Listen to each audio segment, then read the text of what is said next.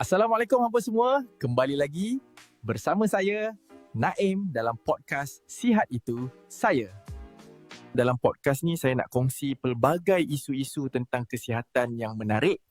Jadi tunggu apa lagi? Jom saksikan.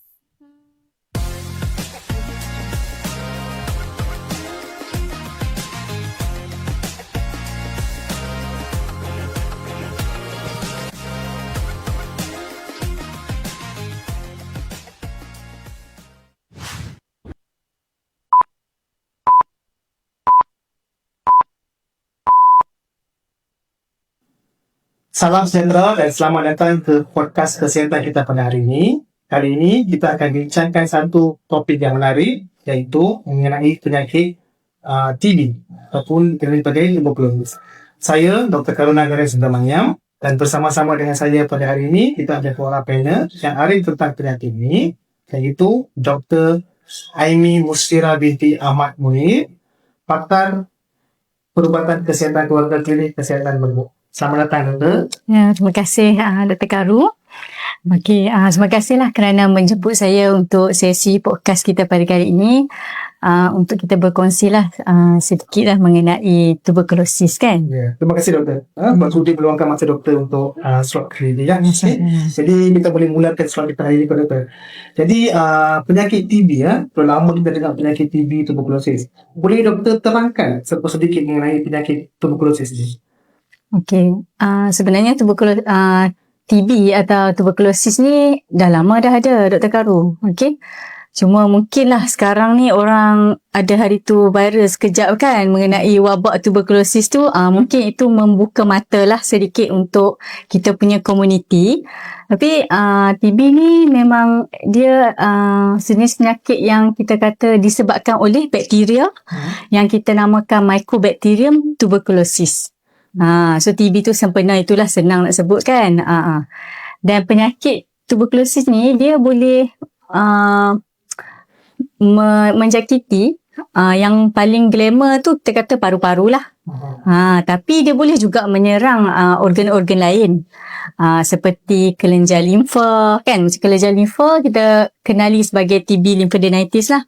Kan dia boleh juga kena pada tulang dan otak pun boleh juga. Sebenarnya mana-mana organ pun TB ni boleh datang menyerang lah. Dia adalah paru-paru lah. Ya, betul. Jadi macam selalu orang kata lah penyakit TB ni penyakit kuno, penyakit lama. Tapi masih kita dengar, baru-baru ni kita dengar lah ada kluster-kluster TB kan. Jadi penyakit ni masih lagi ada di kalangan masyarakat kita, betul? Ya. Jadi nak kata kuno tu mungkin bukan kuno sebab dia memang dah lama dah ada. Cuma kita belum berjaya hentikan dia lah. Okey. Tetapi penyakit TB ni sebenarnya boleh dirawat, Terkaru. Okay. Jadi kalau pesakit tu datang awal kepada kita bagi rawatan, dia ikut kita punya rejim rawatan tu, dia boleh sembuh. Okey. Jadi boleh Doktor bagi tahu tanda-tanda ataupun gejala-gejala penyakit TB ni? Okey, antara gejala-gejala yang kita kata yang kerap lah, yang paling common tu adalah batuk berpanjangan. Kita kata batuk berpanjangan dalam 2 minggu. Tapi sebenarnya kalaulah kurang pada 2 minggu pun tapi berpanjangan kan, boleh sebenarnya datang untuk kita buat check up lah. Okey, selain pada batuk berpanjangan, pesakit TB ni antara gejala lain adalah seperti kahak dia bercampur dengan darah. Ataupun kita panggil batuk berdarah kan. Kemudian pesakit juga boleh mengalami demam pada waktu petang atau malam. Dan dia akan berpeluh waktu malam. Peluh. Tapi sekarang itulah musim panas kan. Siang pun boleh berpeluh. Tapi dia ekstra sikit lah.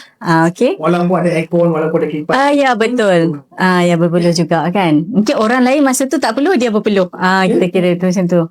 Lain pada tu, pesakit yang dikena TB ni, dia juga boleh ada penurunan berat badan yang kita akan nampak mendadak lah. Maksudnya kalau bukan kerana diet lah. Bukan. Ya, dia tak buat apa pun. Tapi dia perasan berat turun ataupun baju longgar. Okey. Selain pada tu, pesakit juga akan rasa kurang selera makan dan juga cepat rasa letih lah. Okey. Terima kasih.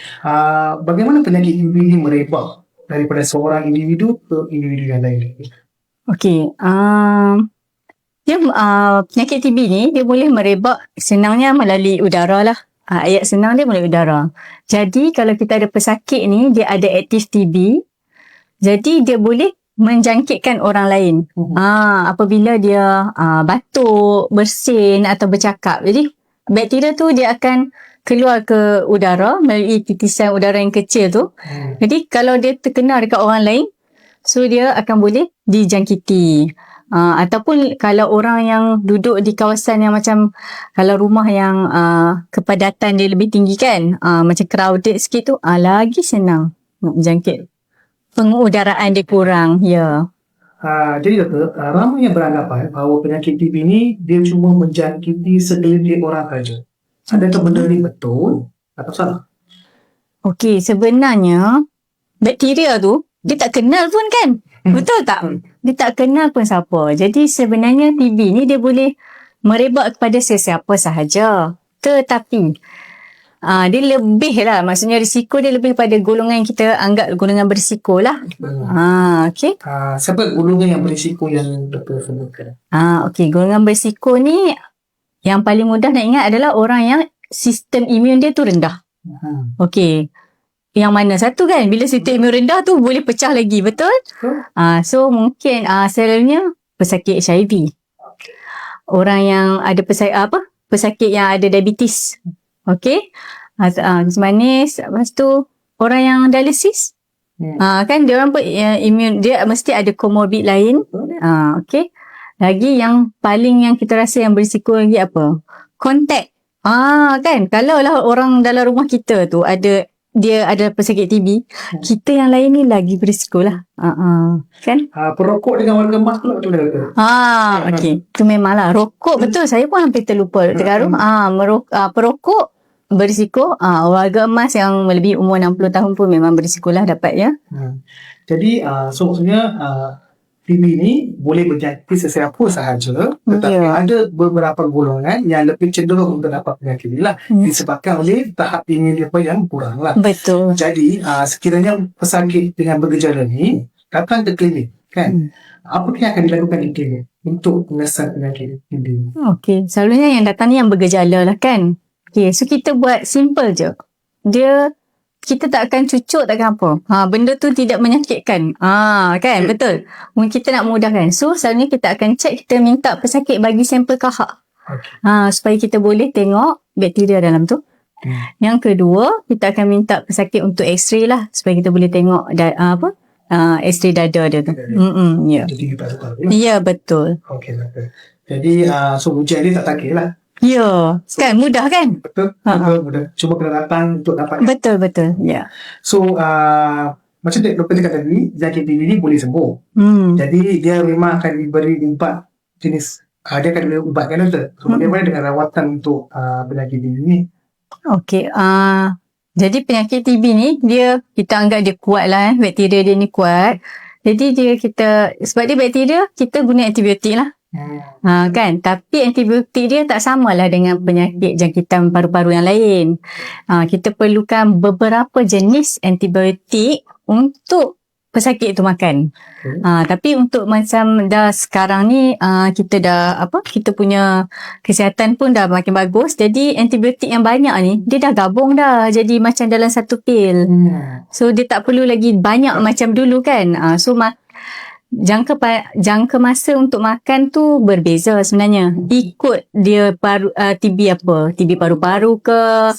Ya, TB tulang ke? Dia akan berbeza lah. Tapi kalau untuk TB paru-paru tu, sakit perlu makan ubat selama 6 bulan lah. Ya, betul. Dan macam mana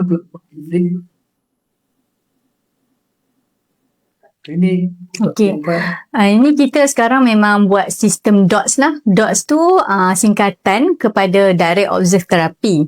Jadi pesakit perlu makan, datang setiap hari lah ke klinik kesihatan untuk kita pastikan pesakit tu makan.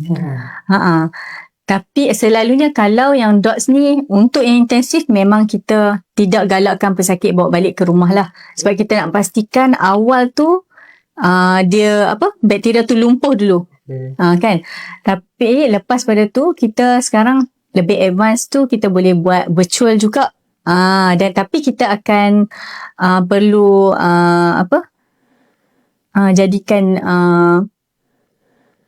ahli keluarga yang terdekat untuk pemerhati juga.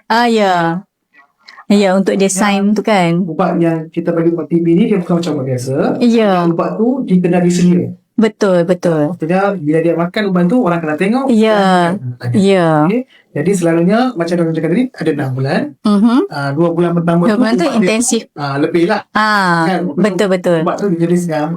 Dia ada 4 jenis lah kan. Lepas tu dia kurang. Betul. Ya, betul. Jadi doktor, kenapa penting untuk ubat ni diberi secara dos? Maksudnya kenapa ubat ni perlu disedia? Kenapa patient tak bawa dia semakan macam tu? Okey, sebab kita takut ada kebarangkalian pesakit terlupa kan bila tak makan. Sebab penyakit TB ni dia kalau kita makan tak betul dia ada rintangan nanti. Kita panggil macam resistant lah kan. Jadi kalau kata benda itu terjadi, ubat yang sedia ada tu dah tak boleh nak bagi dah dekat pesakit tu. Jadi kita mungkin perlu penukaran pula ubat lain yang mana lebih mahal. Ada setengah ubat yang kena bagi melalui IV.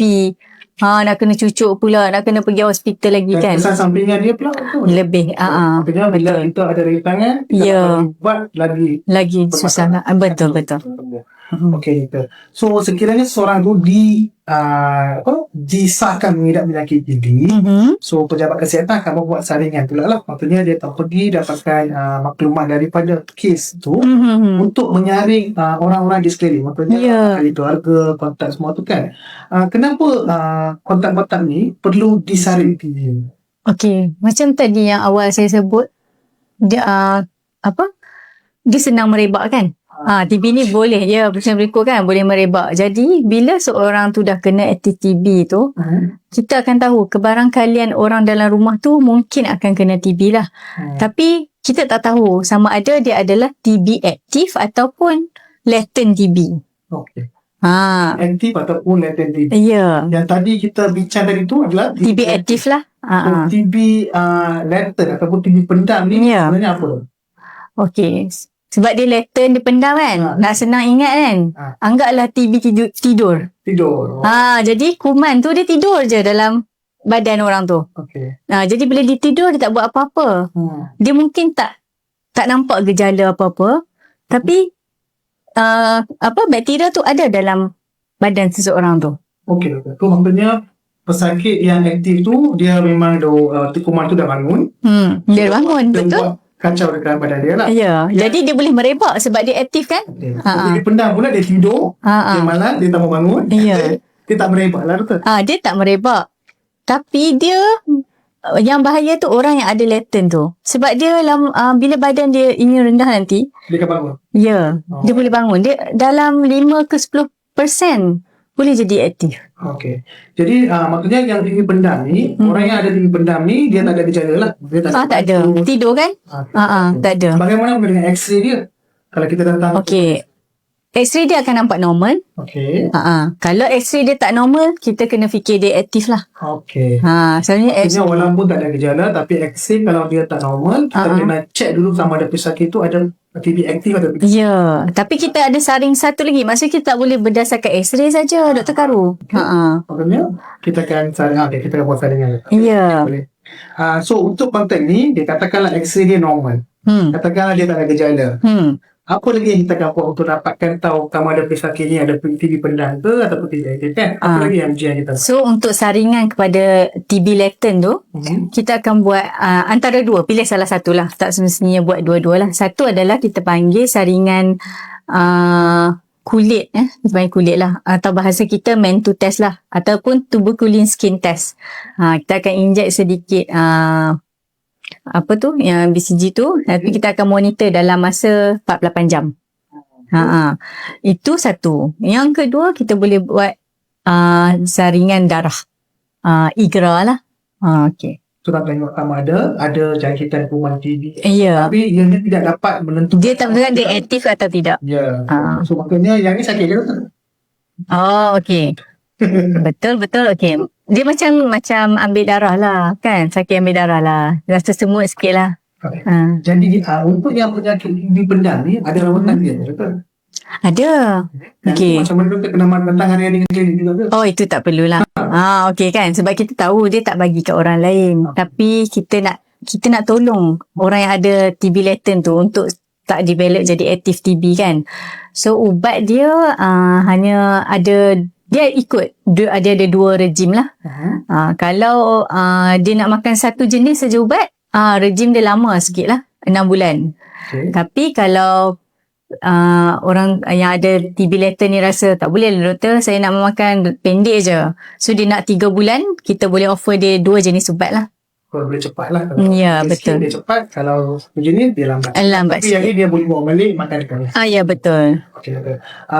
Satu lagi kita tanya, kalau macam pesakit yang dijangkit TB kan, selalunya pejabat kesihatan akan pergi untuk dapatkan nama-nama kontak.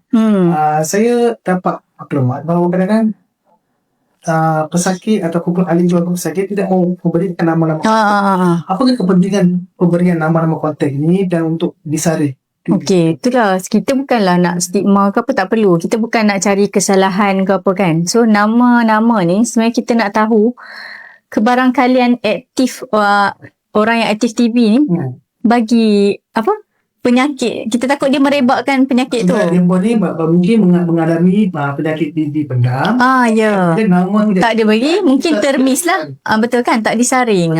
Jadi, bagi nama tu bukan kita tak akan denda, tak ada apa pun Dr. Karu. Kita just nak tahu ni, kita buat saringan. Kalau betul dia clear, dia tak ada gejala ke, bukan aktif TB, okey, mungkin kita akan check lah sama ada dia TB latent. Ataupun sebenarnya dia okey je.